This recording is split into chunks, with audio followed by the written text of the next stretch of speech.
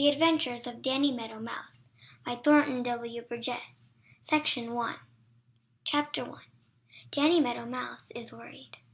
Danny Meadow Mouse sat on his doorstep with his chin in his hands, and it was very plain to see that Danny had something on his mind.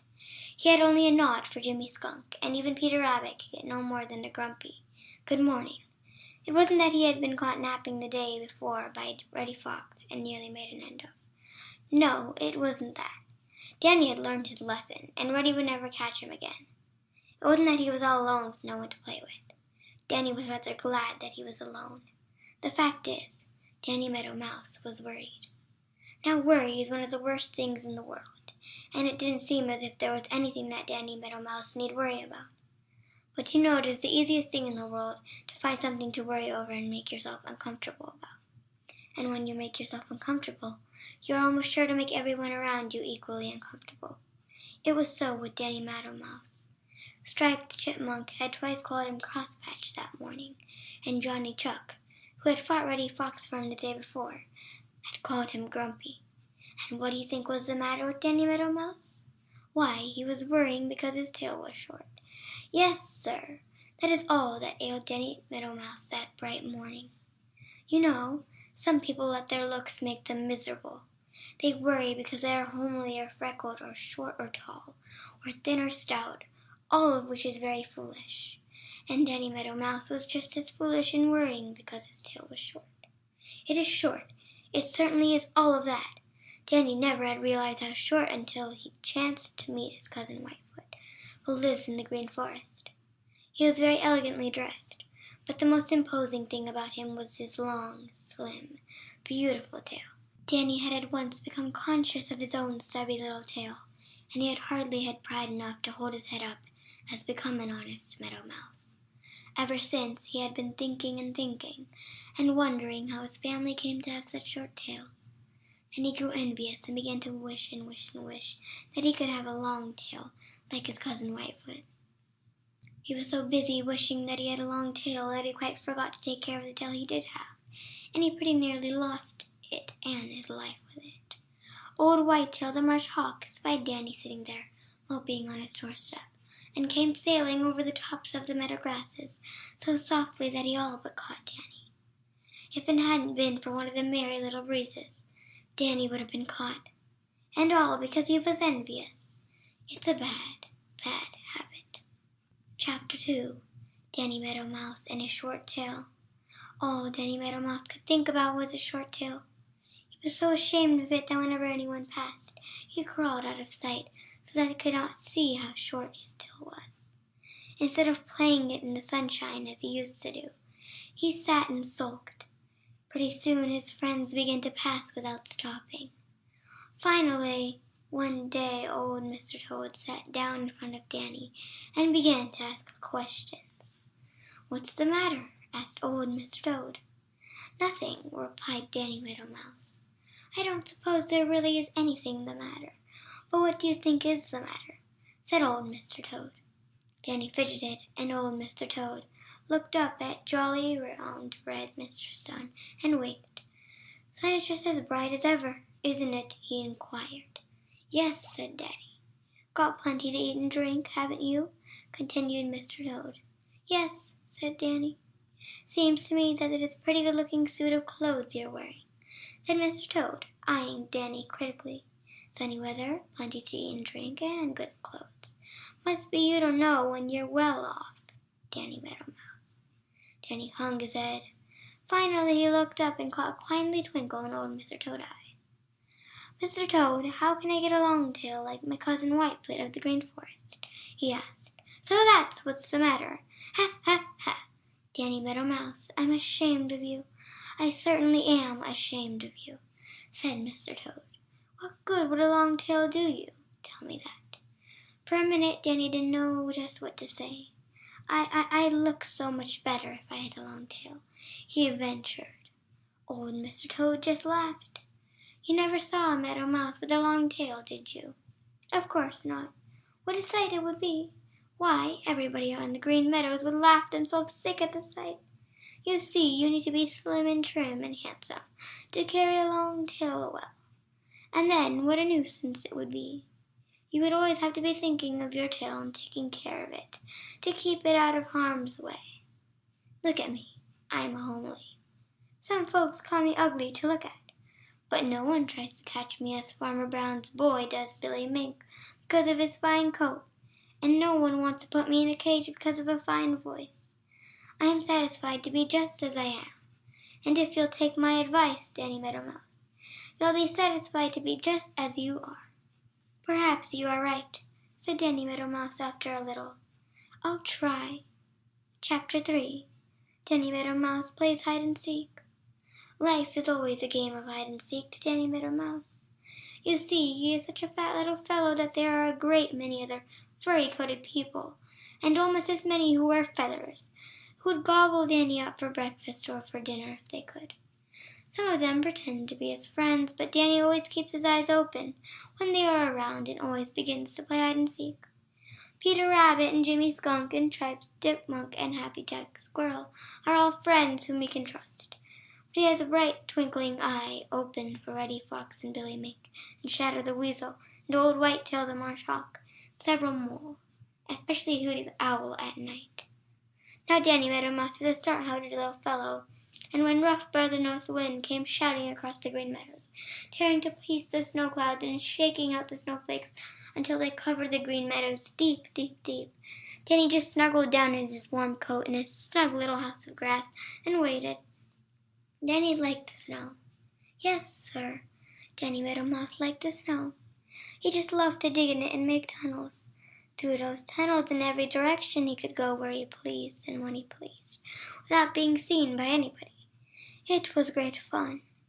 Every little way he made a little round doorway up beside a stiff stalk of grass. Out of this he could peep at the white world, and he could get the fresh, cold air. Sometimes, when he was quite sure that no one was around, he would scamper across on top of the snow from one doorway to another. And when he did this, he made the prettiest little footprints. Now Reddy Fox knew all about those doorways and who made them. Reddy was having hard work to get enough to eat this cold weather, and he was hungry most of the time. One morning, as he came tiptoeing softly over the meadows, what should he see just ahead of him but the head of Danny Meadow Mouse pop out of one of those little round doorways. Reddy's mouth watered, and he stole forward more softly than ever. When he got within jumping distance, he drew his stout hind legs under him and made ready to spring. Presto! Danny Meadow Mouse had disappeared. Reddy Fox jumped just the same and began to dig as fast as he could make his paws go. He smelled Danny Meadow Mouse, and that made him almost frantic. All the time Danny Meadow Mouse was scurrying along one of his little tunnels, and when finally Reddy Fox stopped digging because he was quite out of breath, Danny popped his head out of another little doorway and laughed at Reddy. Of course Reddy saw him, and of course Reddy tried to catch him there, and dug frantically just as before. And of course Danny Meadow Mouse wasn't there. After a while, Reddy Fox grew tired of this kind of a game and tried another plan. The next time he saw Danny Meadow Mouse stick his head out, Reddy pretended not to see him. He stretched himself out on the ground and made believe that he was very tired and sleepy. He closed his eyes. Then he opened them just the tiniest bit, so that he could see Danny Meadow Mouse and yet seem to be asleep. Danny watched him for a long time. Then he chuckled to himself and dropped out of sight. No sooner was he gone than Reddy Fox stole over close to the little doorway and waited. "He'll surely stick his head out again if I'm asleep, and then I'll have him," said Reddy to himself. So he waited and waited and waited. By and by he turned his head. There was Danny Meadow Mouse in another little doorway, laughing at him. End of section 1. Chapter 3. Old Granny Fox Tries for Danny Meadow Mouse. Danny Meadow Mouse has not enjoyed anything so much for a long time as he did that game of hide and seek. He tickled and chuckled all the afternoon as he thought about it. Of course, Reddy had been it. He had been it all the time, for never once had he caught Danny Meadow Mouse. If he had, well, there wouldn't have been any more stories about Danny Meadow Mouse, because there wouldn't have been any Danny Meadow Mouse anymore. But Danny never let himself think about this. He had enjoyed the game all the more because it had been such a dangerous game. It had been such fun to dive into one of his little round doorways in the snow, run along one of his own little tunnels, and then peep out another doorway and watch Reddy Fox digging as fast as ever he could at the doorway Danny had just left. Finally, Reddy had given up in disgust and gone off muttering angrily to try to find something else for dinner. Danny had sat up on the snow and watched him go. In his funny little squeaky voice, Danny shouted, "So Reddy Fox is smart and sly. Hi-hum-diddle-dee-do. I'm just as smart and twice as spry. Hi-hum-diddle-dee-do." That night, Reddy Fox told old Granny Fox all about how he tried to catch Danny Meadow Mouse. Granny listened with her head cocked on one side. When Reddy told her how fat Danny Meadow Mouse was, her mouth watered. You see, now that snow covered the green meadows in the green forest, Granny and Reddy Fox had hard work to get enough to eat, and they were hungry most of the time. "I'll go with you down on the meadows tomorrow morning, and then we'll see if Danny Meadow Mouse is as smart as you think he is," said Granny Fox. So, bright and early the next morning, old Granny Fox and Reddy Fox went down on the meadows where Danny Meadow Mouse lives. Danny had felt in his bones that Reddy would come back, so he was watching, and he saw them as soon as they came out of the green forest. When he saw old Granny Fox, Danny's heart beat a little faster than before, for he knew that Granny Fox is very smart and very wise, and has learned most of the tricks all the other little meadow and forest people. "This is going to be a more exciting game than the other," said Danny to himself, and scurried down out of sight to see that all of his little tunnels were clear, so that he could run fast through them if he had to. Then he peeped out of his little doorways hidden in a clump of tall grass. Old Granny Fox set ready to hunting for Danny's little round doorways, and as fast as he found them, Granny came up and sniffed at each. She knew that she could tell by the smell which one he had been at last. Finally, she came straight toward the tall bunch of grass. Danny dug down and scurried along one of his little tunnels. He heard Granny Fox sniff at the doorway he had just left.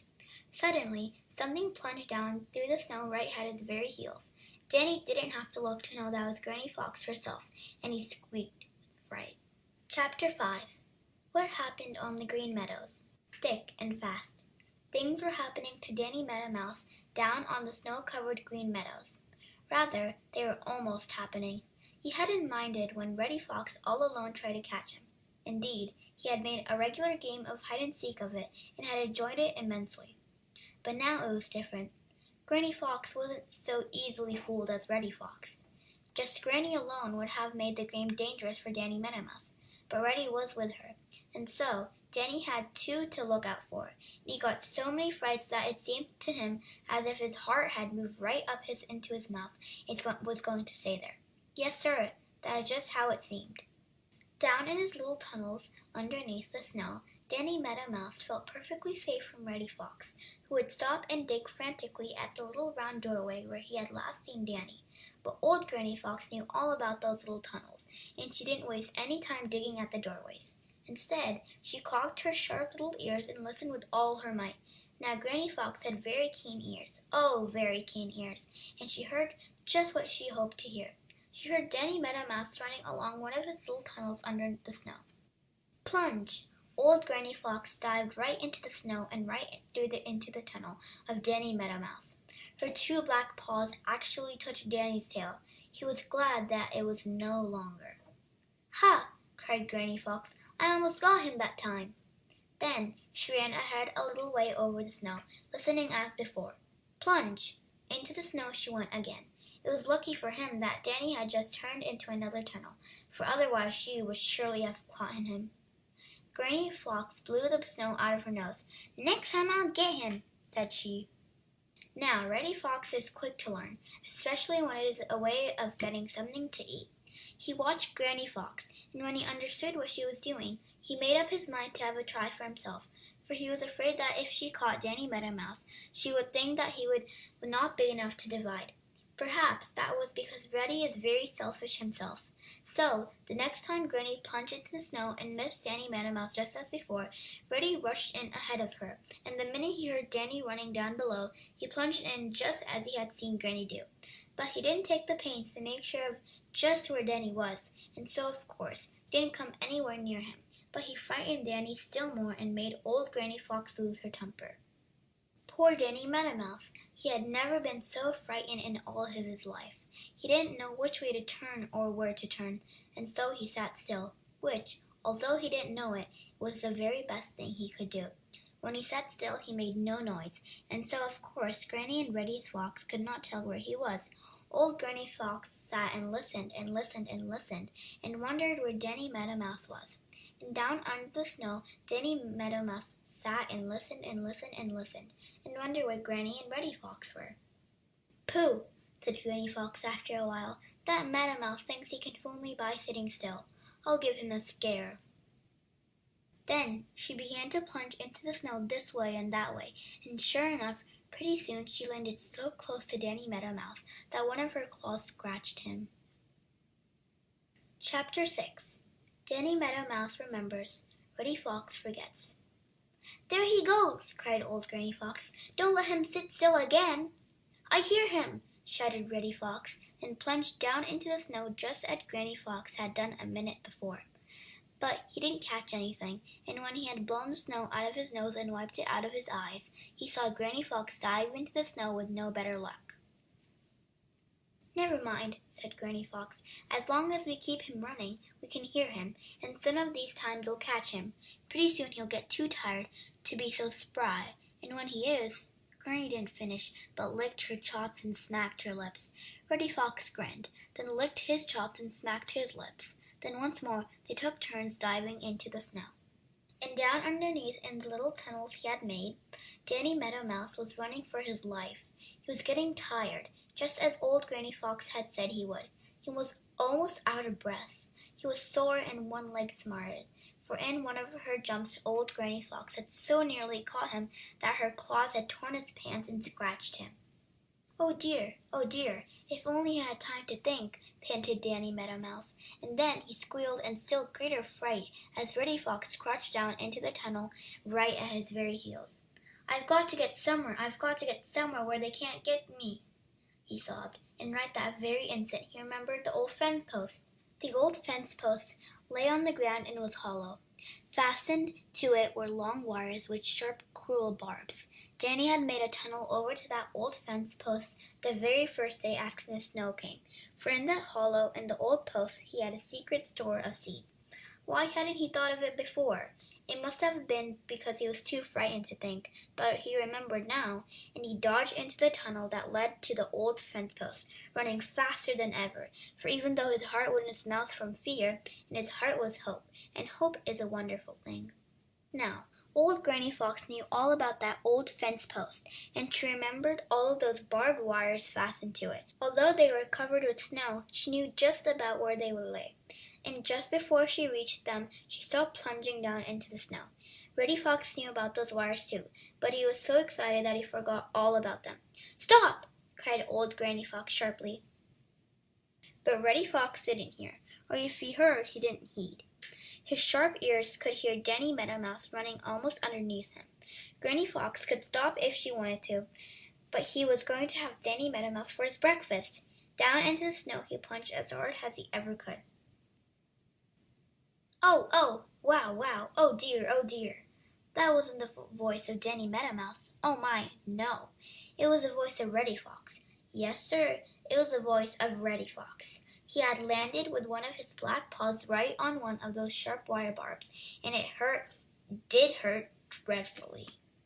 "I never know a young fox who could get into as much trouble as you can," snapped old Granny Fox, as Reddy hobbled along on 3 legs behind her, across the snow-covered green meadows. "It serves you right for forgetting." "Yes'm," said Reddy meekly. And safe in the hollow of the old fence post, Danny Meadow Mouse was dressing in the scratch of his leg made by the claws of old Granny Fox. Chapter 7. Old Granny Fox Tries a New Plan. Old Granny Fox kept thinking about Danny Meadow Mouse. She knew that he was fat, and it made her mouth water every time she thought of him. She made up her mind that she must and would have him. She knew that Danny had been very, very much frightened when she and Reddy Fox had tried so hard to catch him by plunging down through the snow into its little tunnels after him, and she felt pretty sure that he wouldn't go far away from the old fence post, in the hollow of which he was snug and safe. Old Granny Fox is very smart. Danny Meadow Mouse won't put his nose out of that old fence post for a day or two.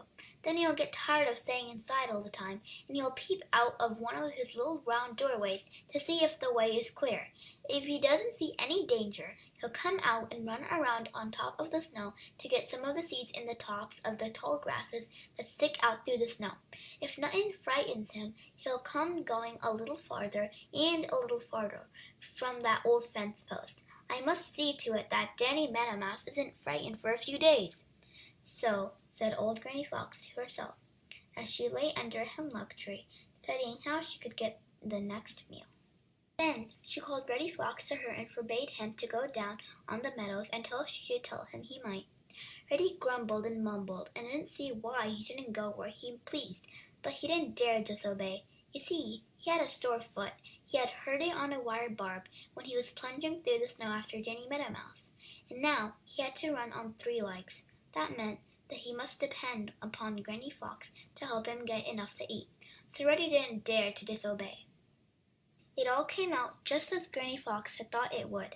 Danny Meadow Mouse did get tired of staying in the old fence post. He did peep out first, and then he did run a little way on the snow, and then a little farther and a little farther. But all the time he took great care not to get more than a jump or two from one of his little round doorways, leading down to his tunnels under the snow. Hidden on the edge of the Green Forest, Granny Fox watched him. She looked up at the sky, and she knew that it was going to snow again. "That's good," said she. "Tomorrow morning I'll have fat Meadow Mouse for breakfast," and she smiled a hungry smile. When they reached the place where the old fence post lay buried under the snow, old Granny Fox stretched out as flat as she could. Then she told Reddy to cover up with her new soft snow. Reddy did as he was told, but all the time he grumbled. "Now you go off to the Green Forest and keep out of sight," said Granny Fox. "By and by I'll bring you some Meadow Mouse for your breakfast." And Granny Fox chuckled to think how smart she was and how she was going to catch Danny Meadow Mouse. End of Section 2. Section 3, Chapter 8. Brother North Wind Proves a Friend. Danny Meadow Mouse had seen nothing of old Granny Fox or Reddy Fox for several days. Every morning the first thing he did, even before he had breakfast, was to climb up to one of his little round doorways and peep out over the beautiful white meadows to see if there was any danger near. But every time he did this, Danny used a different doorway, for, Danny said to himself, if anyone should just happen to see me this morning, they might be waiting just outside my doorway to catch me tomorrow morning. You see, there is a great deal of wisdom in the little head that Danny Meadow Mouse carries on his shoulders.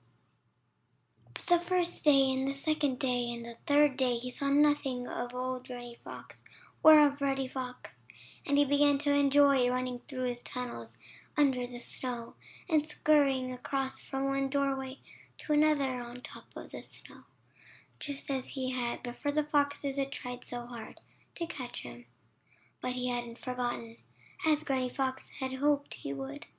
No, indeed, Danny Meadow Mouse hadn't forgotten. He was too wise for that. One morning, when he started to climb up to one of his little doorways, he found that it was closed. Yes, sir, it was closed. In fact, there wasn't any doorway. More snow had fallen from the clouds in the night, and had covered up every one of the little round doorways of Danny Meadow Mouse. "Ha!" said Danny. "I shall have a busy day, a very busy day, opening all my doorways. I'll eat my breakfast, and then I'll go to work." So Danny Meadow Mouse ate a good breakfast of seeds, which he had stored in the hollow in the old fence post, buried under the snow, and then he began work on the nearest doorway. It really wasn't work at all, for you see, the snow was soft and light, and Danny dearly loved to dig in it. In a few minutes he had made a wee hole through which he could peep up at a jolly, round, red Mr. Sun. In a few minutes more he had made it big enough to put his head out. He looked this way and he looked that way. Far, far off on the top of a tree he could see old Roughleg the Hawk, but he was so far away that Danny didn't fear him at all. "I don't see anything or anybody to be afraid of," said Danny, and poked his head out a little further. Then he sat and studied everything around him a long, long time. It was a beautiful white world, a very beautiful white world. Everything was so white and pure and beautiful that it didn't seem possible that harm or danger for anyone could even be thought of. But Danny Meadow Mouse learned long ago that things are not always what they seem, and so he sat with just his little head sticking out of his doorway and studied and studied and studied. Just a little way off was a little heap of snow. "I don't remember that," said Danny, "and I don't remember anything that would make that. There isn't any little bush or old log or anything underneath it. Perhaps rough Brother North Wind heaped it up, just for fun." But all the time Danny Meadow Mouse kept studying and studying that little heap of snow. Pretty soon he saw rough Brother North Wind coming his way and tossing the snow about as he came. He caught a handful from the top of the little heap of snow that Danny was studying, and when he had passed, Danny's sharp eyes saw something red there. It was just the color of the cloak old Granny Fox wears. "Granny Fox, you can't fool me. I see you plain as plain can be," shouted Danny Meadow Mouse, and dropped down out of sight, while old Granny Fox shook the snow from her red cloak and, with a snarl of disappointment and anger, slowly started for the Green Forest, where Reddy Fox was waiting for her. Chapter 9. Danny Meadow Mouse is caught at last. Tippy toppy tippy toe, play and frolic in the snow. Now you see me, now you don't. Think you'll catch me, but you won't. Tippy toppy tippy toe. Oh, such fun to play in snow. Danny Meadow Mouse sang this, or at least he tried to sing it, as he skipped about on the snow that covered the Green Meadows. But Danny Meadow Mouse has such a little voice, such a funny little squeaky voice, that had you been there you probably would have never guessed that he was singing. He thought he was, though, and was enjoying it just as much as if he had the most beautiful voice in the world. You know, singing is nothing in the world but happiness in the heart making itself heard. Oh yes, Danny Meadow Mouse was happy. Why shouldn't he have been? Hadn't he proved himself smarter than old Granny Fox? That is something to make anyone happy. Some folks may fool Granny Fox once. Some may fool her twice. But there are very few who can keep right on fooling her until she just gives up in disgust. That is just what Danny Meadow Mouse had done, and he felt very smart, and of course he felt very happy.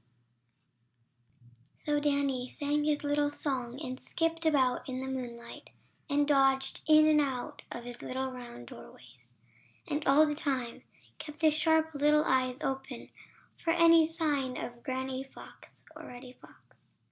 But with all his smartness, Danny forgot. Yes, sir, Danny forgot one thing. He forgot to watch up in the sky.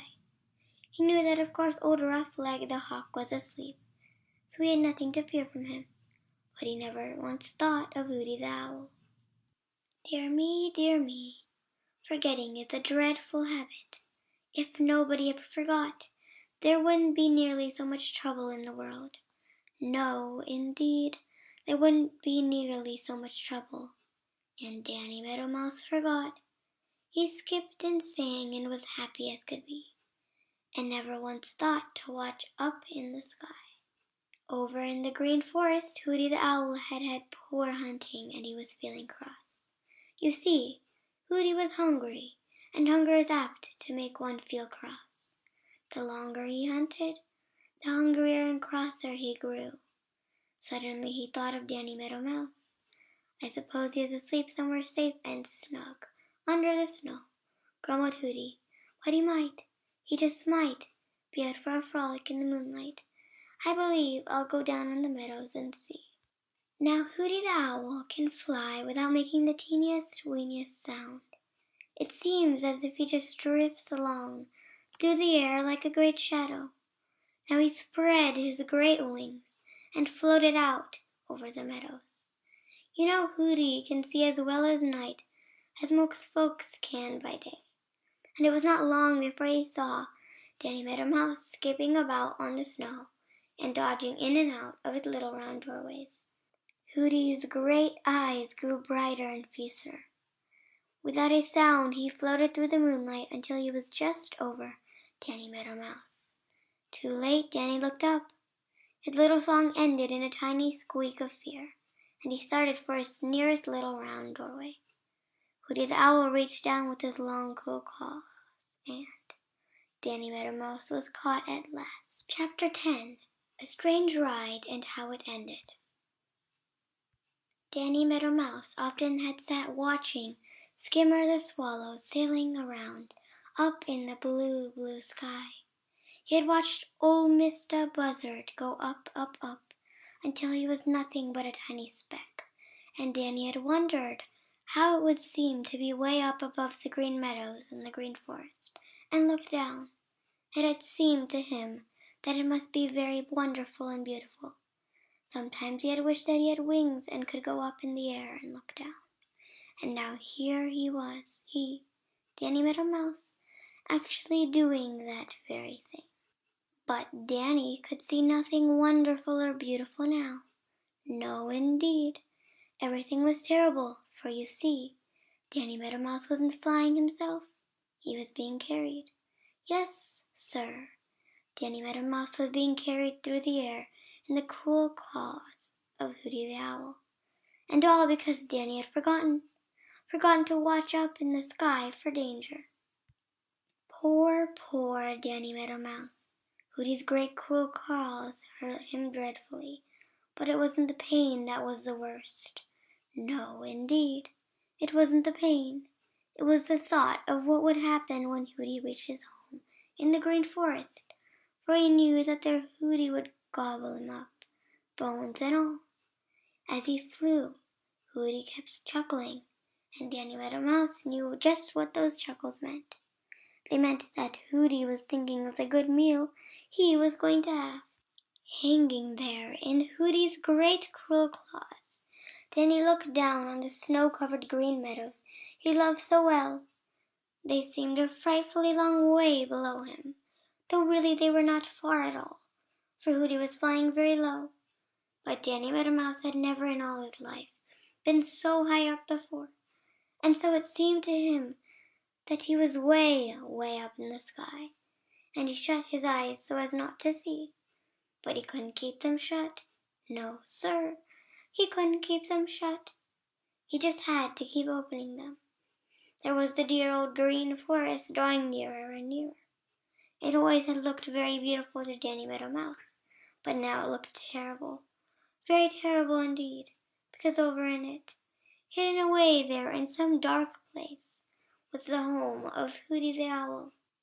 Just ahead of him was the old briar patch where Peter Rabbit lived so safely. Every old bramble in it was covered with snow, and it was very, very beautiful. Really everything was just as beautiful as ever. The moonlight, the green forest, the snow-covered green meadows, the old briar patch. The only change was in Danny Meadow Mouse himself, and it was all because he had forgotten. Suddenly Danny began to wriggle and struggle. "Keep still!" snapped Hooty the Owl. But Danny only struggled harder than ever. It seemed to him that Hooty wasn't holding him as tightly as it was first. He felt one of Hooty's claws slip. It tore his coat and hurt dreadfully, but it slipped. The fact is, Hooty had only grabbed Danny Meadow Mouse by the loose part of his coat, and up in the air he couldn't get hold of Danny any better. Danny kicked, squirmed, and twisted, squirmed, and kicked. He felt his coat tear, and of course the skin with it, but he kept right on, for now he was hanging almost free. Hooty had started down now, so as to get better hold. Danny gave one more kick, and then he felt himself falling.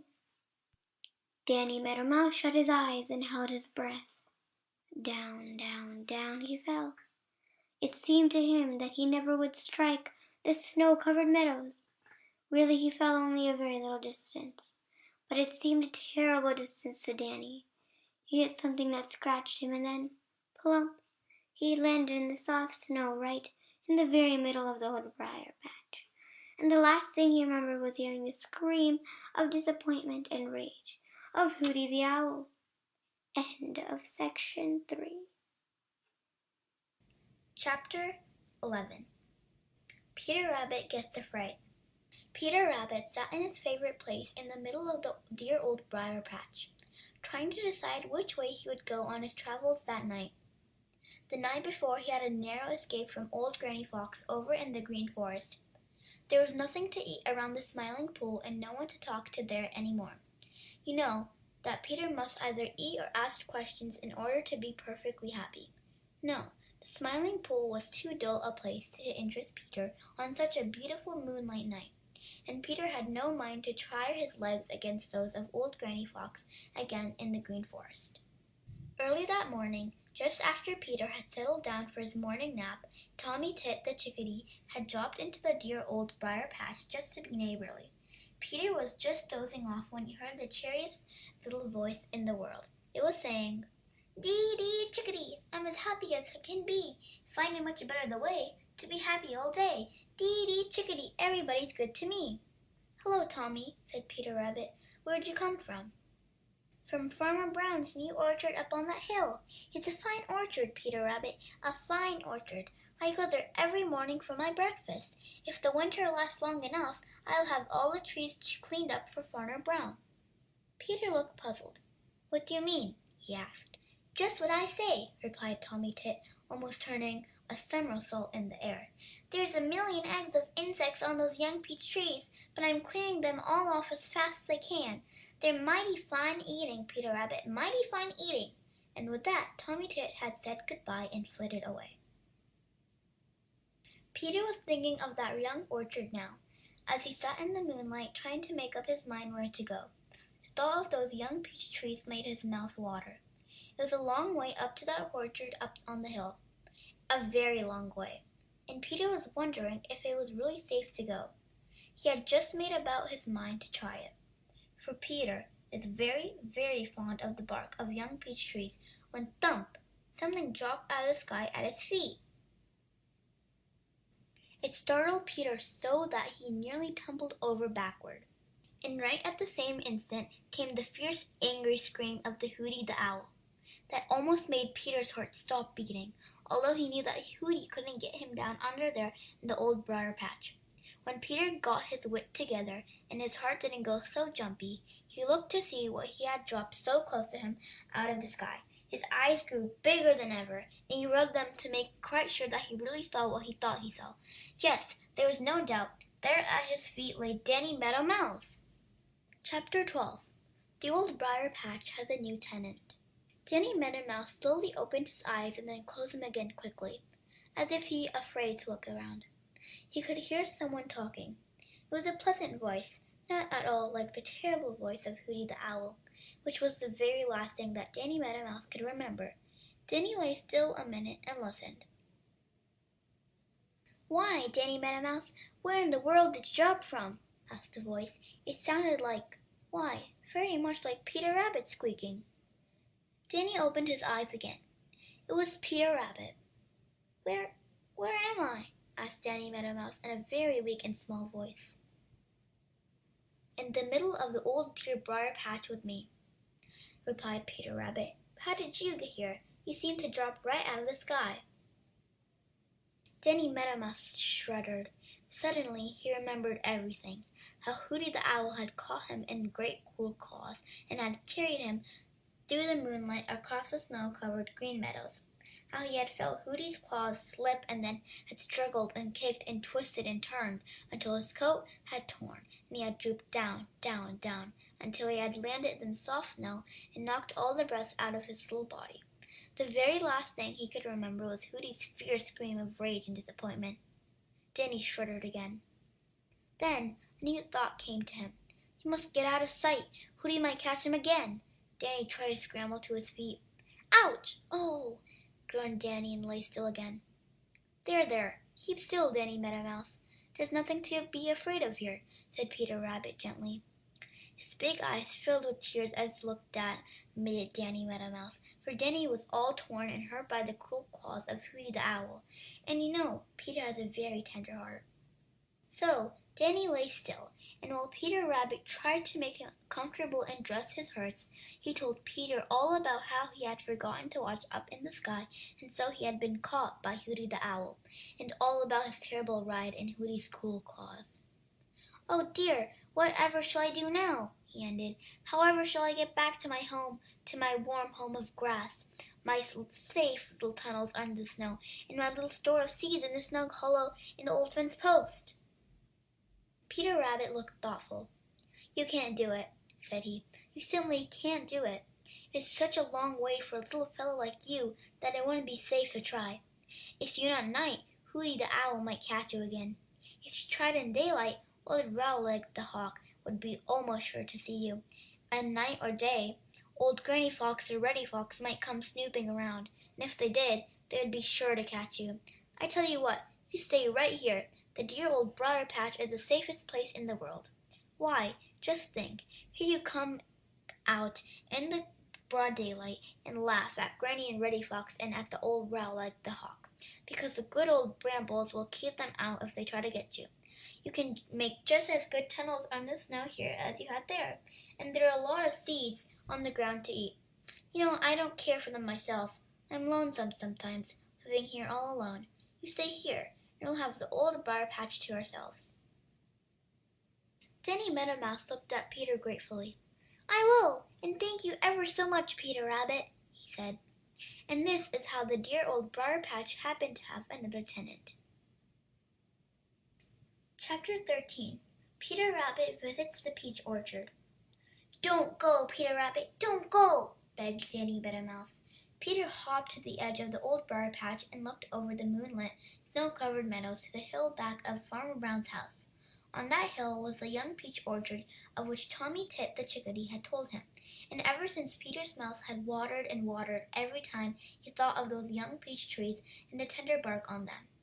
I think I will, Danny, just this once, said Peter. It's a long way, and I've never been there before, but I guess it's just as safe as the meadows or the green forest. Oh, I'm as bold can be. Sing hoppy hippy, hippy hop ho!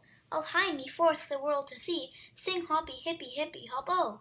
My ears are long, my legs are strong. So now, good day, I'll hide away. Sing hoppy hippy hippy hop oh! And with that, Peter Rabbit left the dear, safe old briar patch, and away he went, lipperty-lippery-rip, across the green meadows toward the hill and the young orchard back of Farmer Brown's house. Danny Meadow Mouse watched him go and shook his head in disapproval. Foolish, foolish, foolish, he said over and over to himself. Why can't Peter be content with the good things that he has? Peter Rabbit hurried along through the moonlight, stopping every few minutes to sit up to look and listen. He heard the fierce hunting call of the Hooty Owl way over in the green forest, so he felt sure that at present there was nothing to fear from him. He knew that since their return to the green meadows and the green forest, Granny and Reddy Fox had kept away from Farmer Brown's, so he did not worry about them. All in good time, Peter came to the young orchard. It was just as Tommy Tit the chickadee had told him. Peter hopped up to the nearest peach tree and nibbled the bark. My, how good it tasted! He went all around the tree, stripping off the bark. He stood up on his long hind legs and reached as high as he could. Then he dug the snow away and ate down as far as he could. When he could get no more tender young bark, he went off to the next tree. Now, though Peter didn't know it, he was in the very worst kind of mischief. You see, when he took off all that bark all the way around the young peach tree, he killed the tree. For you know it is on the inside of the bark that the sap which gives life to a tree and makes it grows up from the root to all the branches. So when Peter ate the bark all the way around the trunk of the young tree, he had made it impossible for the sap to come up in the spring. Oh, it was the worst kind of mischief that Peter Rabbit was in. But Peter didn't know it, and he kept filling that big stomach of his and enjoying it so much that he forgot to watch out for danger. Suddenly, just as he had begun on another tree, a great roar right behind him made him jump almost out of his skin. He knew that voice, and without waiting to even look behind him, he started for the stone wall on the other side of the orchard. Right at his heels, his great mouth wide open, was Bowser the Hound. End of section 4. Section 5. Chapter 14. Farmer Brown Sets a Trap. Peter Rabbit was in trouble. He had got into mischief, and now, like everyone who gets into mischief, he wished that he hadn't. The worst of it was that he was a long way from his home in the dear old briar patch, and he didn't know how he could ever get back there again. Where was he? Why, in the stone wall on one side of Farmer Brown's young peach orchard. How Peter blessed the old stone wall in which he had found a safe hiding place. Bowser had hung around nearly all night, so that Peter had not dared to try to go home. Now it was daylight, and Peter knew it would not be safe to put his nose outside. Peter was worried, so worried that he couldn't go to sleep as he usually does in the daytime. So he sat hidden in the old wall and waited and watched. By and by he saw Farmer Brown and Farmer Brown's boy come out into the orchard. Right away they saw the mischief which Peter had done, and he could tell by the sound of their voices that they were very, very angry. They went away, but before long they were back again, and all day long Peter watched them work, putting something around each of the young peach trees. Peter grew so curious that he forgot all about his troubles and how far away from home he was. He could hardly wait for night to come so that he might see what they had been doing. Just as jolly, round, red Mr. Sun started to go to bed behind the Purple Hills, Farmer Brown and his boy started back to the house. Farmer Brown was smiling now. "I guess that will fix him," he said. "Now what does he mean by that?" thought Peter. "Who will fix it? Can it be me? I don't need any fixing." He waited just as long as he could. When all was still, and the moonlight had begun to make shadows of the trees on the snow, Peter very cautiously crept out of his hiding place. Bowser the Hound was nowhere in sight, and everything was as quiet and peaceful as it had been when he first came into the orchard the night before. Peter had fully made up his mind to go straight home and as fast as his long legs would take him, but his dreadful curiosity insisted that first he must find out what Farmer Brown and his boy had been doing to the young peach trees. So Peter hurried over to the nearest tree. All around the trunk of the tree, from the ground clear up higher than Peter could reach, was wrapped wire netting. Peter couldn't get so much as a nibble of the delicious bark. He hadn't intended to take any, for he had meant to go right straight home. But now that he couldn't get any, he wanted some more than ever, just a bite. Peter looked around. Everything was quiet. He would try the next tree, and then he would go home. But the next tree was wrapped with a wire. Peter hesitated, looked around, turned to go home, and thought of how good that bark had tasted the night before. Hesitated again, and then hurried over to the third tree. It was protected just like the others. Then Peter forgot all about going home. He wanted some of that delicious bark, and he ran from one tree to another as fast as he could go. At last, way down at the end of the orchard, Peter found a tree that had no wire on it. "They must have forgotten this one," he thought, and his eyes sparkled. All around on the snow were a lot of shiny little wires, but Peter didn't notice them. All he saw was that delicious bark on the young peach tree. He hopped right into the middle of the wires, and then, just as he reached up to take the first bite of bark, he felt something tugging at one of his hind legs. Chapter 15. Peter Rabbit is caught in a snare. When Peter Rabbit, reaching up to nibble the bark of one of Farmer Brown's young trees, felt something tugging at one of his hind legs, he was so startled that he jumped to get away. Instead of doing this, he fell flat on his face. The thing on his hind leg had tightened and held him fast.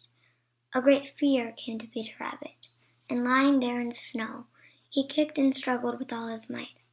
But the more he kicked, the tighter grew that hateful thing on his leg. Finally, he grew too tired to kick any more and lay still. The dreadful thing that held him hurt his leg, but it didn't pull when he lay still. When he had grown a little calmer, Peter sat up to examine the thing which held him so fast. It was something like one of the blackberry vines he had sometimes tripped over, only it was bright and shiny, and had no branches or tiny prickers, and one end was fastened to a stake. Peter tried to bite off the shiny thing, but even his great, sharp front teeth couldn't cut it. Then Peter knew what it was. It was wire. It was a snare which Farmer Brown had set to catch him, and which he had walked right into because he had been so greedy for the bark of the young peach tree that he had not used his eyes to look out for danger.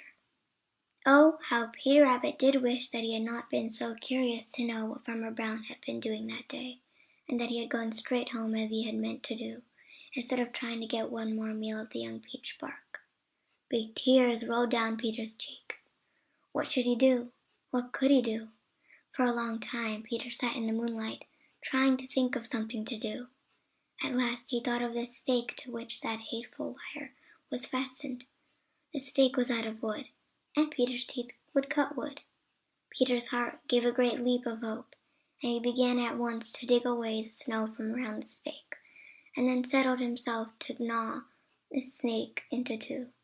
Peter had been hard at work on the stake a long time, and it had a little more than half cut through, when he heard a loud sniff down at the other end of the orchard. He looked up to see. Whom do you think? Why, Bowser the Hound. He hadn't seen Peter yet, but he had already found Peter's tracks. It would be but a few minutes before he found Peter himself. Poor Peter Rabbit! There wasn't time to finish cutting off the stake. What could he do? He made a frightened jump, just as he had, and when he first felt the wire tugging at his leg. Just as before, he was thrown flat on his face. He scrambled to his feet and jumped again, only to be thrown just as before. Just then Bowser the Hound saw him, and opening his mouth sent forth a great roar. Peter made one more frantic jump. Snap! The stake had broken. Peter pitched forward on his head, turned a somersault, and scrambled to his feet. He was free at last. That is, he could run, but after him dragged a piece of the stake. How Peter did run! It was hard work, for you know he had to drag that piece of stake after him. But he did it, and just in time he crawled into the old stone wall on one side of the orchard, and while Bowser the Hound barked his disappointment to the moon. Chapter 16. Peter Rabbit's Hard Journey. Peter Rabbit sat in the old stone wall along one side of Farmer Brown's orchard, waiting for Miss Moon to put out her light and leave the world in darkness until jolly, round, red Mr. Sun should kick off his early bedclothes and begin his daily climb up in the blue, blue sky. In the winter, Mr. Sun is a late sleeper, and Peter knew that there would be 2 or 3 hours after Miss Moon put out her light when it would be quite dark. And Peter also knew that by this time Hooty the Owl would probably have caught his dinner. So would old Granny Fox and Reddy Fox. Bowser the Hound would be too sleepy to be on the watch. It would be the very safest time for Peter to try to get to his home in the old briar patch. So Peter waited and waited. Twice Bowser the Hound, who had chased him into the old wall, came over and barked at him and tried to get at him. But the old wall kept Peter safe, and Bowser gave it up. And all the time Peter sat waiting, he was in great pain. You see, that shiny wire was bound so tight that it cut into his flesh and hurt dreadfully, and to the other end of the wire was a fashioned piece of wood, part of the stake to which the snare had been made fast, and which Peter had managed to gnaw and break off. It was on account of this Peter was waiting for Miss Moon to put out her light. He knew that with the stake dragging after him he would have to go very slowly, and he could not run any more risk of danger than he actually had to.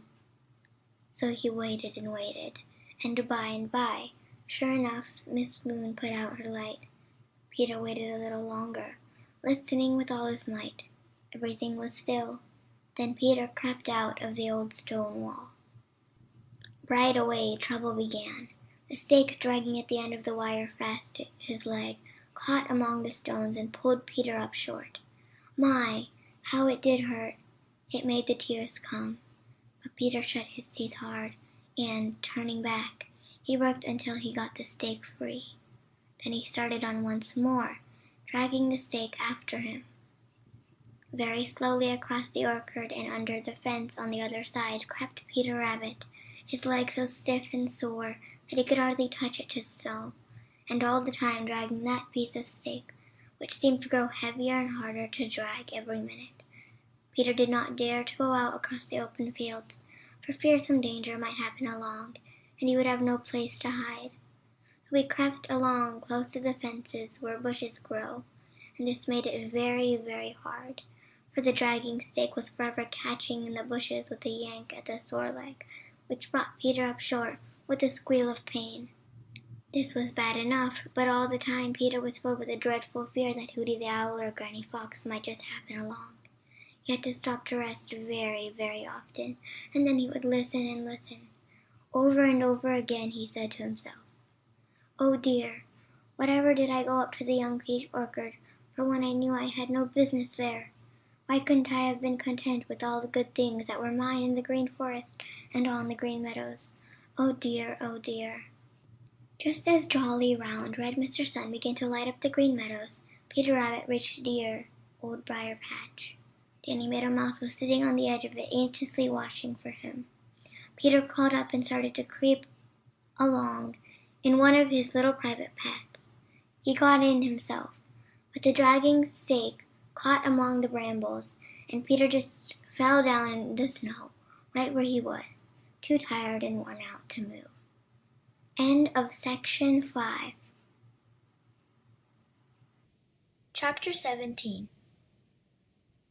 Danny Meadow Mouse becomes worried. Danny Meadow Mouse limped around through the dear old briar patch, where he had lived with Peter Rabbit ever since he had squirmed out of the claws of Hooty the Owl and dropped there, right at the feet of Peter Rabbit. Danny limped because he was still lame and sore from Hooty's terrible claws, but he didn't let himself think much about that, because he was so thankful to be alive at all. So he limped around in the old briar patch, picking up seed which had fallen on the snow, and sometimes pulling down a few of the red berries which cling all winter to the wild rose bushes. The seeds in these were very nice indeed, and Danny always felt especially good after a meal of them. Danny Meadow Mouse had grown very fond of Peter Rabbit, for Peter had been very, very good to him. Danny felt that he never ever could repay all of Peter's kindness. It had been very good of Peter to offer to share the old briar patch with Danny, because Danny was so far from his own home that it would not be safe for him to try to get back there. But Peter had done more than that. He had taken care of Danny, such good care, during the first few days after Danny's escape from Hooty the Owl. He had bought good things to eat while Danny was too weak and sore to get things for himself. Oh, Peter had been very good indeed to him.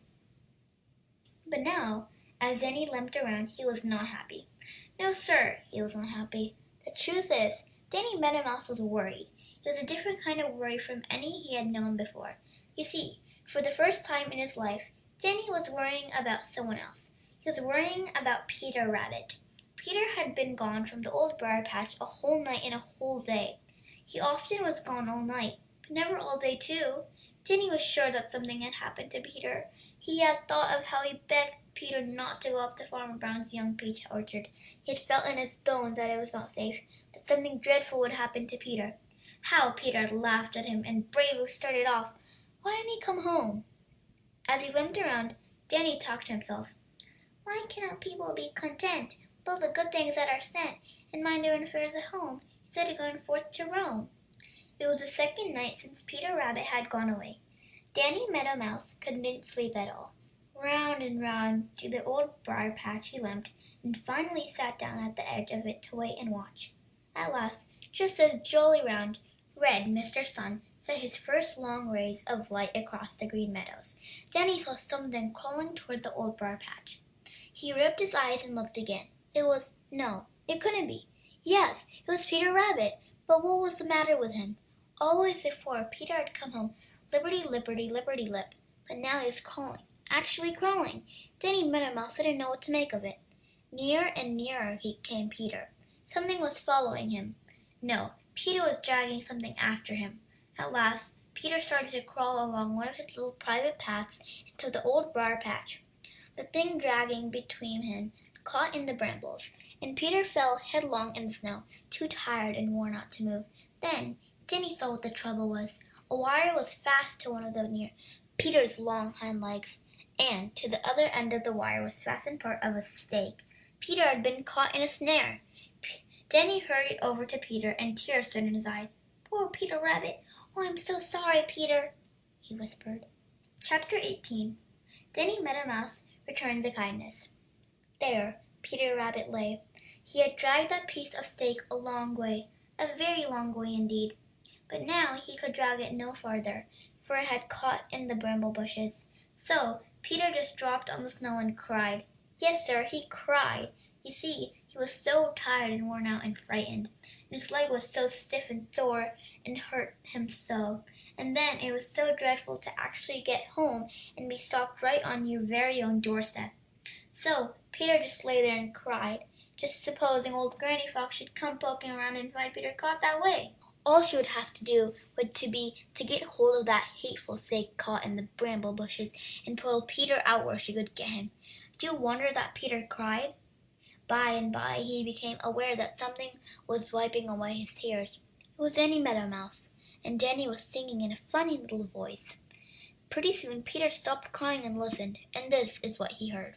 Isn't any use to cry? Not a bit, not a bit. Wipe your eyes and wipe them dry. Use your wit, just remember that tomorrow never brings a single sorrow. Yesterday has gone forever, and tomorrow gets here never. Chase your worries all away. Nothing's worse than just today. Peter smiled in spite of himself. That's right. Smile away, Peter Rabbit. Smile away. Your troubles, sir, are all today. And between you and me, I'm to believe they're so bad as you think they are. Now you lie still just where you are, while I go see what can be done.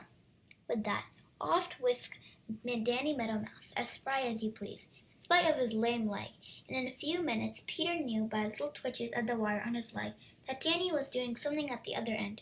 He was. Danny Meadow Mouse had set off to gnaw that piece of stake all to splinters. So there he sat and gnawed and gnawed and gnawed. Jolly, round, red Mr. Sun climbed higher and higher in the sky, and Danny Meadow Mouse grew very hungry. But still he kept right on gnawing at that bothersome stake. By and by, happening to look across the snow-covered Green Meadows, he saw something that made his heart jump. It was Farmer Brown's boy coming straight over toward the dear Old Briar patch. Danny didn't say a word to Peter Rabbit, but gnawed faster than ever. Farmer Brown boy was almost there when Danny stopped gnawing. There was only a tiny bit of the stake left now, and Danny hurried to tell Peter Rabbit that there was nothing to stop him now from going to his most secret retreat in the very heart of that old briar patch. While Peter slowly dragged his way along, Danny trotted behind to see that the wire did not catch on the bushes. They had safely reached Peter Rabbit's secret retreat when Farmer Brown's boy came up to the edge of the dear Old Briar patch. So this is where that rabbit that killed our peach tree lives, said he. We'll try a few snares and put you out of mischief. And for the rest of the afternoon, Farmer Brown's boy was very busy around the edge of the Old Briar patch. Chapter 19. Peter Rabbit and Danny Meadow Mouse Live High. Peter Rabbit sat in his secretest place in the dear Old Briar patch, with one of his long hind legs all swelled up and terribly sore because of the fine wire fast around it and cutting into it. He could hear Farmer Brown's boy going around on the edge of the dear Old Briar patch, stopping every little while to do something. In spite of his pain, Peter was curious. Finally, he called Danny Meadow Mouse. Danny, you are so small and can keep out of sight easier than I can.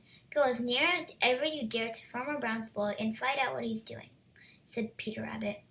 So Danny Meadow Mouse crept out as near to Farmer Brown's boy as he ever dared, and studied to make out what Farmer Brown's boy was doing. By and by he returned to Peter Rabbit.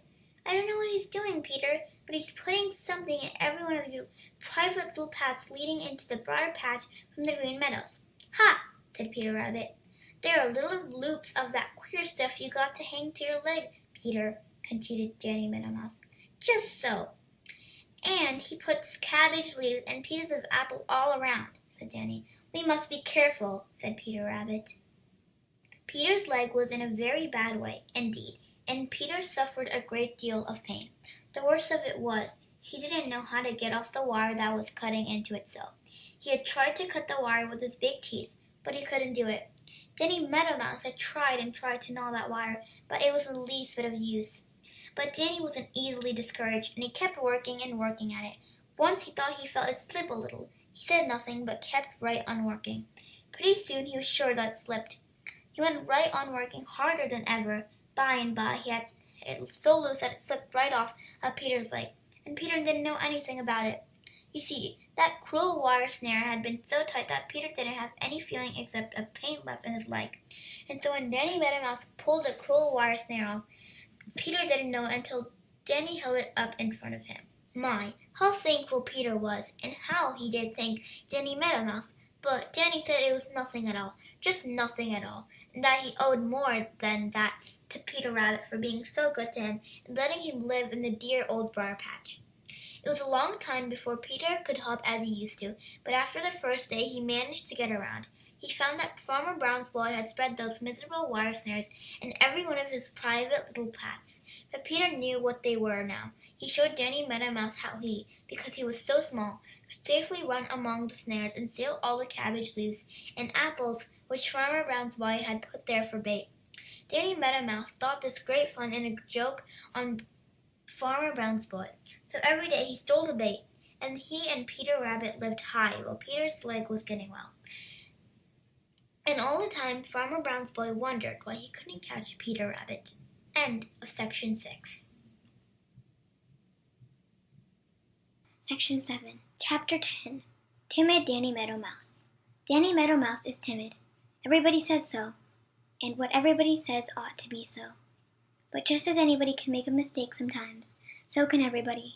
Still, in this case, it is quite likely that everybody is right. Danny Meadow Mouse is timid.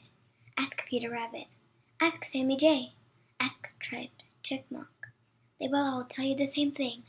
Sammy Jay might even tell you that Danny's afraid of his own shadow, or that he tries to run away from his own tail. Of course, this isn't true. Sammy Jay likes to say mean things. It isn't fair to Danny Meadow Mouse to believe what Sammy Jay says.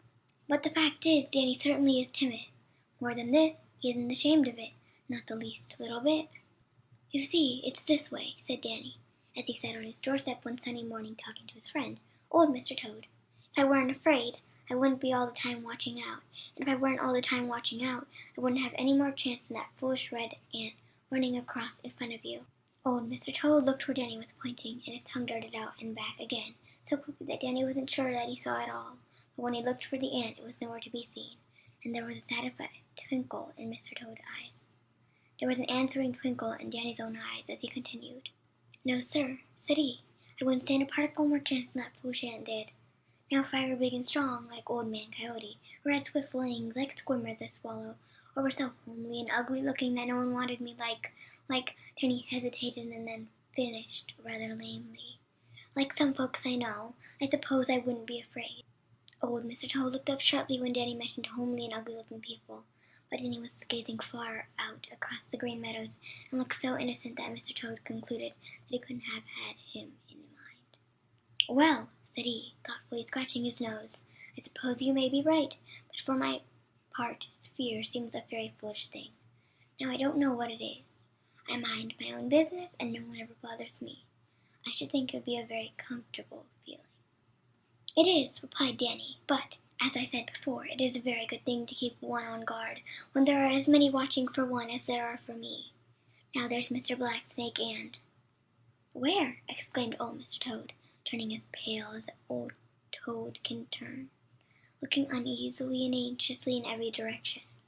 Danny turned his head to hide a smile. If old Mr. Toad wasn't showing fear, no one ever did.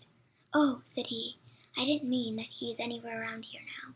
What I was going to say was that there is Mr. Blacksnake, and Granny Fox, and Reddy Fox, and Redtail the Hawk, and Hooty the Owl, and others I might name, always watching for a chance to make dinner from poor little me.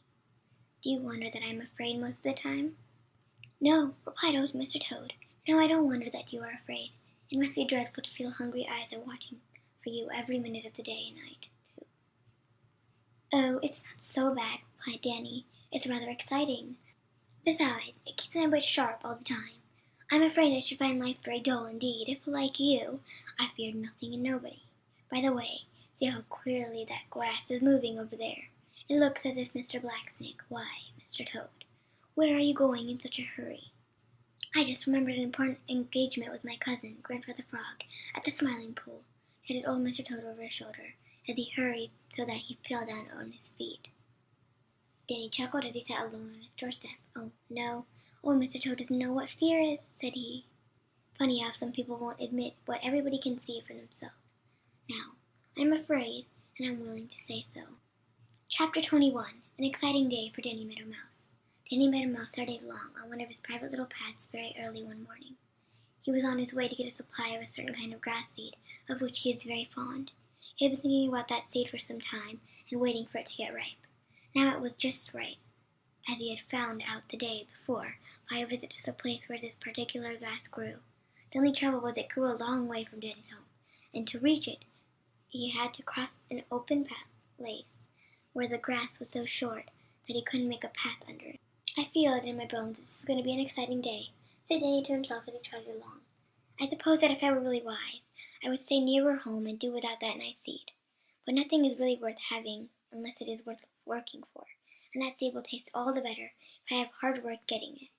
So he trotted along his private little path, his ears wide open and his eyes wide open, and his little nose carefully testing every merry little breeze who happened along for any scent of danger which it might carry. Most of all he depended upon his ears, for the grass was so tall that he couldn't see over it, even when he sat up. He had gone only a little way when he thought he heard a queer rustling behind him. He stopped to listen. There it was again, and it certainly was right in the path behind him. He didn't need be told who was making it. There was only one who could make such a sound as that, Mr. Blacksnake. Danny could run very fast along his private little paths, but he knew that Mr. Blacksnake could run faster. My legs can't save me, my wits must, thought Danny as he started to run as fast as ever he could. I must reach that fallen old hollow fence post. He was almost out of breath when he reached the post and scurried into the open end. He knew by the sound of the rustling that Mr. Blacksnake was right at his heels. Now the old post was hollow its whole length, but halfway there was an old knot-hole, just big enough for Danny to squeeze through. Mr. Blacksnake did not know it. Danny ran back along the top of the log and was just in time to see the tip of Mr. Blacksnake's tail disappear inside. Then what do you think Danny did? Why, he followed Mr. Blacksnake right into the old post, but in doing it he didn't make the least little bit of noise. Mr. Blacksnake hooked right on through the old post and out the other end, for he was sure that that was the way Danny had gone. He kept right on along the little path. Now Danny knew that he wouldn't go very far before he found out that he had been fooled, and of course he would come back. So Danny waited only long enough to get his breath, and then ran back along the path to where another little path branched off. For just a minute he paused. If Mr. Blacksnake follows me, he will be sure to think that of course I have taken this other little path, thought Danny. So I won't do it. Then he ran harder than ever, until he came to a place where two little paths branched off, one to the right and one to the left. He took the latter and scampered on, sure by this time Mr. Blacksnake would be so badly fooled that he would give up the chase, and Danny was right. Brains are better far than speed, as wise men long ago agreed, said Danny as he trotted on his way for the grass seed he liked so well. I felt it in my bones that this would be an exciting day. I wonder what next. Chapter 22. What happened next to Danny Meadow Mouse? Danny is so used to narrow escapes that he didn't waste any time thinking about them. He didn't this time. He who tries to look two ways at once is pretty sure to see nothing, says Danny. He knew that if he thought too much about things that had already happened, he couldn't keep a sharp watch for the things that might happen. Nothing more happened as he hurried along his private little path to the edge of a great patch of grass so short that he couldn't hide under it. He had to cross this, and all the way he would be in plain sight of anyone who happened to be near. Very cautiously he peeped out and looked this way and looked that way, not forgetting to look up in the sky. He could see no one anywhere. Drawing a long breath, Danny started across the open place as fast as his short legs could take him. Now all the time Redtail the Hawk had been sitting in a tree some distance away, sitting so still that he looked like a part of the tree itself. That is why Danny hadn't seen him. But Redtail saw Danny the instant he started across the open place. For Redtail's eyes are very keen, and he can see a great distance. With a satisfied chuckle, he spread his broad wings and started after Danny. Just about halfway to the space of the long grass on the other side, Danny gave a hurried look behind him, and his heart seemed to jump right into his mouth, for there was Redtail with his cruel claws already set to seize him. Danny gave a frightened squeak, for he thought that surely this time he would be caught, but he didn't mean to give up without trying to escape. 3 jumps ahead of him was a queer-looking thing. He didn't know what it was, but if there was a hole in it, he might yet fool Redtail. 1 jump! Would he be able to reach it? 2 jumps! There was a hole in it. 3 jumps! With another frightened squeak, Danny dived into the opening just in time. And what do you think he was in? Why, an old tomato can Farmer Brown's boy had once used to carry bait in it when he went fishing at the Smiling Pool. He had dropped it there on his way home. Redtail screamed with rage and disappointment as he struck the old can with his great claws. He had been sure, very sure, of Danny Meadow Mouse this time. He tried to pick the can up, but he couldn't get a hold of it. It just rolled away from him every time, try as he would. Finally, in disgust, he gave up and flew back to the tree from which he had first seen Danny. Of course, Danny had been terribly frightened when the can rolled, and by the noise of the calls Redtail made when they struck his queer hiding place. But he wisely decided that the best thing he could do was to stay there for a while. And it was fortunate that he did so, and he was very soon to find out. End of section 7. The Adventures of Danny Meadow Mouse by Thornton W. Burgess. Chapter 23. Reddy Fox Grows Curious. Danny Meadow Mouse had sat perfectly still for a long time inside the old tomato can in which he had found a refuge from Redtail the Hawk. He didn't dare so much as he put his hat out for a look around, lest Redtail should be circling around ready to pounce on him. "If I stay here long enough, he'll get tired and go away if he hasn't already," thought Danny. "This has been a very exciting morning so far, and I find that I'm a little tired. I may as well take a nap while I'm here, waiting to make sure that the way is clear." And with that, Danny curled up in the old tomato can. But it wasn't meant that Danny should have that nap. He had closed his eyes, but his ears were still open, and presently he heard soft footsteps drawing near. His eyes flew open, and he forgot all about his sleep, you may be sure, for those footsteps sounded familiar. They sounded to Danny very, very much like the footstep of whom do you think? Why, Reddy Fox. Danny's heart began to beat faster as he listened. Could it be? He didn't dare to peep out. Presently a little whiff of scent blew into the old tomato can. Then Danny knew. It was Reddy Fox. "Oh dear, I hope he isn't find out that I'm in here," thought Danny. "I wonder what under the sun has brought him up here just now." If the truth were to be known, it was curiosity that had brought Reddy up here. Reddy had been hunting for his breakfast some distance away on the Green Meadows when Redtail the Hawk had tried so hard to catch Danny Meadow Mouse. Reddy's sharp eyes had seen Redtail the minute he left the tree in pursuit of Danny, and he had known by the way Redtail flew that he saw something he wanted to catch. He had watched Redtail swoop down and heard his scream of rage when he missed Danny because Danny had dodged into the old tomato can. He had seen Redtail strike and strike again at something on the ground, and finally fly off in disgust with empty claws. "Now, I wonder what it was that Redtail was after and why he didn't get it," thought Reddy. He acts terribly put out and disappointed. "I believe I'll go over there and find out." Off he started at a smart trot toward the patch of short grass where he had seen Redtail the Hawk striking at something on the ground. As he drew near, he crept very softly until he reached the very edge of the open tomato patch. There he stopped and looked sharply all over it. There was nothing to be seen but an old tomato can. Reddy had seen it many times before. "Now, what under the sun could Redtail have been after here?" thought Reddy.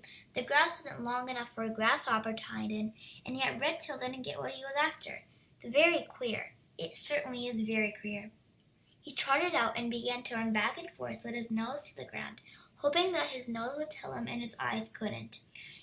Back and forth he ran, and suddenly he stopped. "Ha!" exclaimed Reddy. He had found the scent left by Danny Meadow Mouse when he ran across towards the old tomato can. Right up to the old tomato can Reddy's nose led him. He hopped over the old can, but on the other side he could find no scent of Danny Meadow Mouse. In a flash he understood, and a gleam of satisfaction shone in his yellow eyes as he turned back to the old can.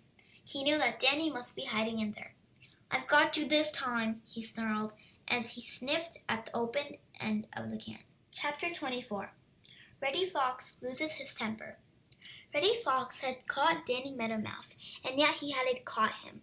He had found Danny hiding in the old tomato can, and it didn't enter Reddy's head that he couldn't get Danny out when he wanted to. He was in no hurry. He had had a pretty good breakfast of grasshoppers, and so he thought he would torment Danny a while before gobbling him up. He lay down so that he could peep in at the open end of the old can and see Danny trying to make himself as small as possible at the other end. Reddy grinned until he showed all of his long teeth. Reddy always is a bully, especially when his victim is a great deal smaller and weaker than himself. "I've got you this time, Mr. Smarty, haven't I?" taunted Reddy. Danny didn't say anything. "You think you've been very clever because you have fooled me 2 or 3 times, don't you? Well, this time I've got you where your tricks won't work," continued Reddy. "And so what are you going to do about it?" Danny didn't answer. The fact is, he was too afraid to answer. Besides, he didn't know what he could do, so he kept still, but his bright eyes never once left Reddy's cruel face. For all his fright, Danny was doing some hard thinking. He had been in tiny places before, and had never learned to give up hope. Something might happen to frighten Reddy away. Anyways, Reddy had to get him out of that old can before he could admit that he was really caught. For a long time, Reddy lay there licking his chops, saying all the things he could to think of poor, frightening Danny Meadow Mouse. At last, he grew tired of this and made up his mind that it was time to end it and Danny Meadow Mouse at the same time. He thrust his sharp nose in at the opening of the old can, but the opening was too small for him to get more than his nose in, and he only scratched it on the sharp edges with so much as touching Danny. "I'll pull you out," said Reddy, and thrust in one black paw. Danny promptly bit it so hard that Reddy yelped with pain and pulled it out in a hurry. Presently he tried again with the other paw. Then he bit this one harder still, and Reddy danced with pain and anger. Then he lost his temper completely, a very foolish thing to do, as it always is. He hit the old can, and away it rolled with Danny Meadow Mouse inside. This seemed to make Reddy angrier than ever. He sprang after it and hit it again. Then he batted it first this way and then that way, growing angrier and angrier. And all the time Danny Meadow Mouse managed to keep inside, although he got a terrible shaking up. Back and forth across the patch of short grass Reddy rocked the old can, and he was in such a rage that he didn't notice where he was knocking it to. Finally he sent it spinning into the long grass on the far side of the open patch, close to one of Danny's private little paths. Like a flash, Danny was out and scurrying along the little path. He dodged into another and presently into a third, which brought him to a tangle of barbed wire left there by Farmer Brown when he had built a new fence. Under this he was safe. "Phew!" exclaimed Danny, breathing very hard. "That was the narrowest escape yet, but I guess I'll get that special grass seed I started out for after all." And he did. Well, to this day Reddy Fox wonders how Danny got out of that old tomato can without his knowing it. And so, you see what temper does for those who give in rein. It cheats them of the very thing they seek so hard to gain. Danny has had many more adventures, but there isn't room to tell about here. Besides, Grandfather Frog is anxious that you should hear about the queer things that have happened to him. They are told in the next book. End of Section 8. End of The Adventures of Danny Meadow Mouse by Thornton W. Burgess.